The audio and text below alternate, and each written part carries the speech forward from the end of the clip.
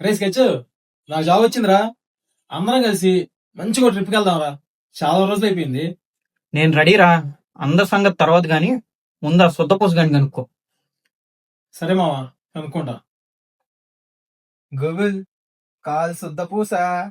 Calling Suda Pusa.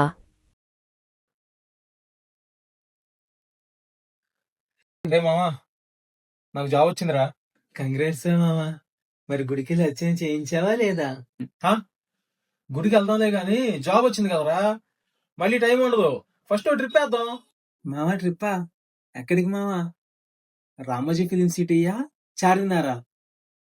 అమ్మో, చార్మినార్ వద్దులే మావా, చాలా మంది అంటారు. సాలాజీ మ్యూజియం అయితే చాలా బాగుంటది. నీ చెప్ప ట్రిప్ అంటే మ్యూజియం అంటే ఏంట్రా? గోవా వెళ్దాం అంటే గోవా వెళ్తే pub, casino, beach full enjoy. గోవానా మావా? ఎందుకురా? గోవాలో బీచ్లు ఉంటాయి కదరా.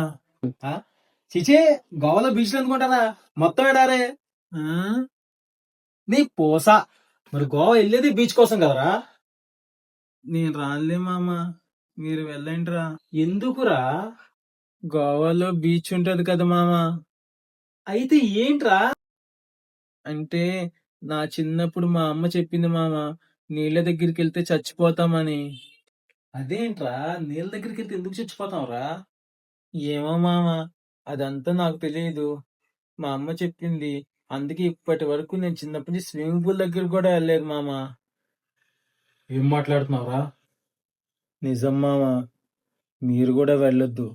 వెళ్తే 100% ఖచ్చితంగా చచ్చిపోతారు మామా.